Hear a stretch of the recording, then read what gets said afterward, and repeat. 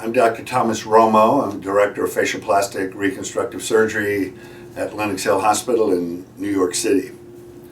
The purpose of this instructional video is to give the user of this product, the Romo Guard, information of how to use the product and actually why the product was designed in the way that it was. The guard is a plastic container that's used for ear reconstructive surgery and or can be used in any ear surgery, including otoplasty, microtia reconstruction, or ear reconstruction after trauma, and can be used after mastoid surgery and or any other standard auricular ear type of surgery. I'm going to show the guard.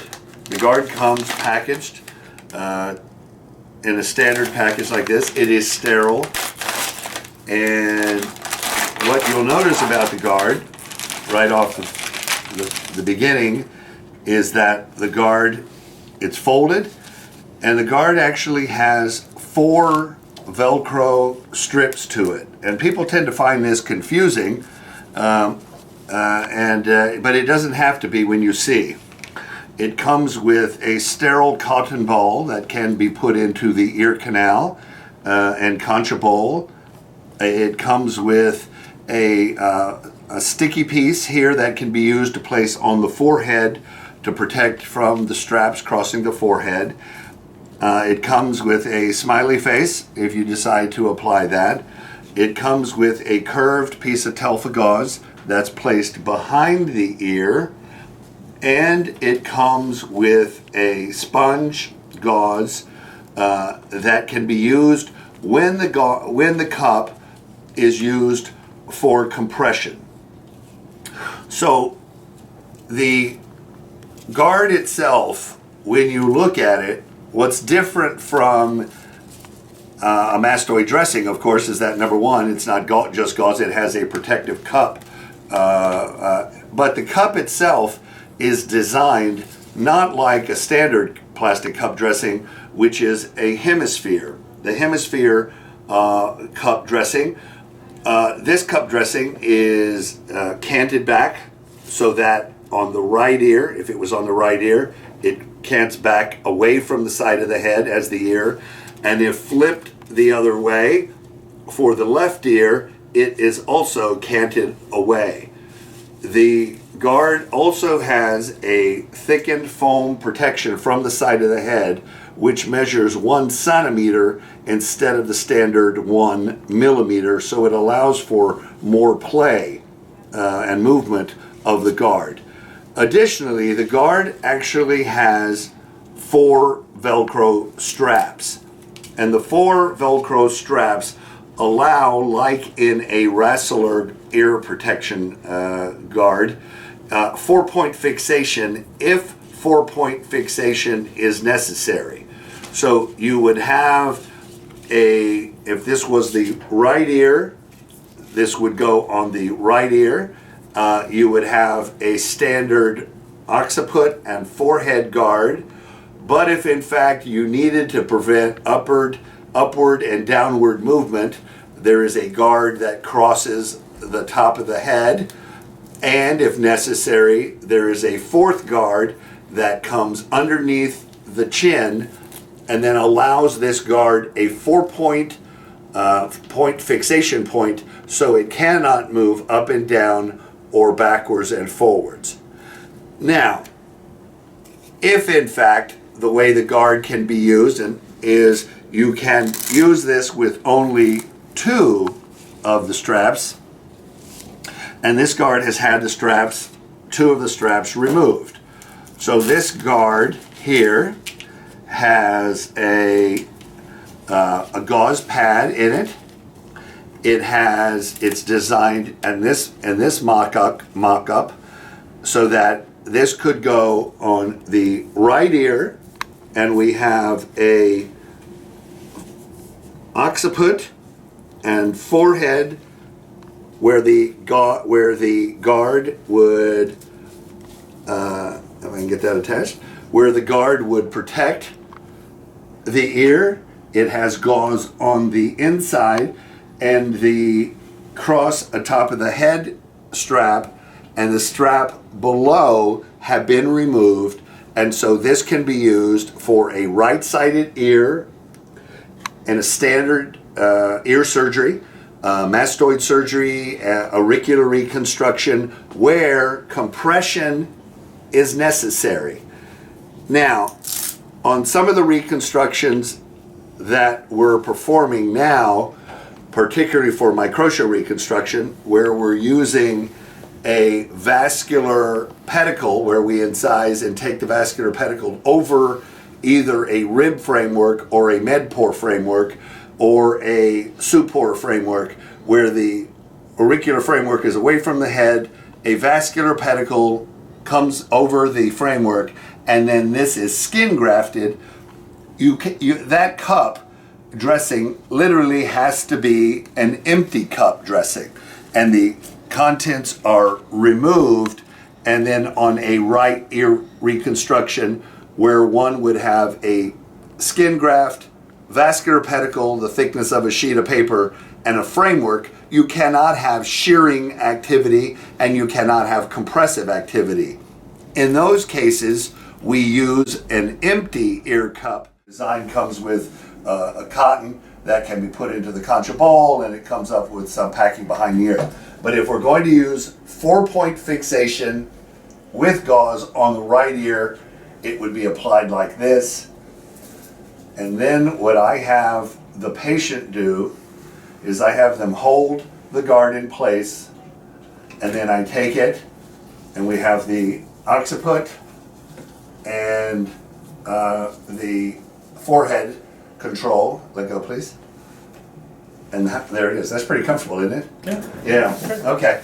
And then if we're going to go for to prevent it from moving inferiorly, a strap comes across the top of the head, which allows us to have the guard not fall inferiorly. So it prevents it from anterior to inferior. If in fact we had a very mobile candidate and we needed even more fixation, then we could use the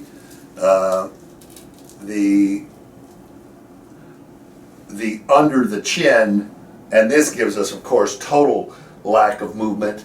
This actually has gauze inside the dressing, like this. Now, I'm going to modify this. This is for right ear. So we've taken off the inferior, we've taken off the superior, and then the frontal, and hold the dressing for me, please, and then the posterior. Now, this can be used, obviously, in like manner without the gauze. And if I was doing a reconstruction where I was pulling down I had a framework, either a porous polyethylene ear framework or rib graft framework, or additionally in the future, not too distant future, our 3D printed autogenous chondrocyte framework. The framework would be placed a vascular temporalis parotid fascia flap, skin grafting on top of the lateralized framework. Then we need protection of that ear for at least 2 weeks, and that would be a skin graft on a vascular pedicle the thickness of a piece of paper on top of a framework. And that can be injured by the child or the person, particularly in a microtia case on a child. So what we have to do is we need a cup that is empty, so it puts no pressure. We then can easily apply the front to back fixation very easily. If in fact we need the over the head, which is very common in an ear reconstruction, you need 3-point fixation because we don't want the dressing coming down. Children are wearing this dressing for at least 2 weeks, almost continuous post-op, and it is empty. If in fact you were going on a younger child and you wanted to have the option, then you could put something that went under the neck, and that would be 4-point. So this is a 4-point This is commonly cut off and not used 3-point fixation for ear reconstruction. Now, where people find these bands confusing is because obviously if you do a frontal occipital, we use the blue straps, and if we were going to flip it, we would flip it and use it on the left side, and then we use the non-blue or white ends of the strap. So the white is for the left ear, and the blue colored are for when you're using it for the right ear. Now, if you're going to use only 2-point fixation, which is commonly used, what I do for otoplasty or for other types of ear reconstruction, here the 2 of the straps have been removed and it has gauze in it for compression. So this type of dressing would be here. Help me that for a moment, Daniel. And you have easily put this. These are right ear is for the blue, and we come across and that fixes that. It's very stable. It's really very comfortable, isn't it? Yeah. Yeah, I tried it on a little while ago. It's actually very comfortable. So the thing is, it's very comfortable, it's very stable. And if desired, again, it could just as easily be worn in an adult microtia or ear reconstruction, where you could use an empty cup and 2-point fixation during the day. And if you wanted 3-point fixation, you could then keep that over to prevent the superior to inferior. But the thickened foam here gives you a lot of play with the ear, with the mobility here, and it is also substantive enough lateralized that the cup itself does not touch the ear in any capacity. And because it's canted outward like a natural ear, you can see how far it is away from the ear, that it provides all the protection that you need. So this guard can be used in mastoid surgery and middle ear surgery, but can be used in sophisticated microtia reconstruction and ear reconstruction using vascular pedicles and skin grafting, and has many options to it. Can be used with 4 bands and a child with a lot of mobility, 3 bands if you want to control superior to inferior motion, and most commonly, particularly in otoplasty and mastoid type surgery, where you would use just 2 bands. So that's to provide you some information on how to use the Romo Guard. Thank you.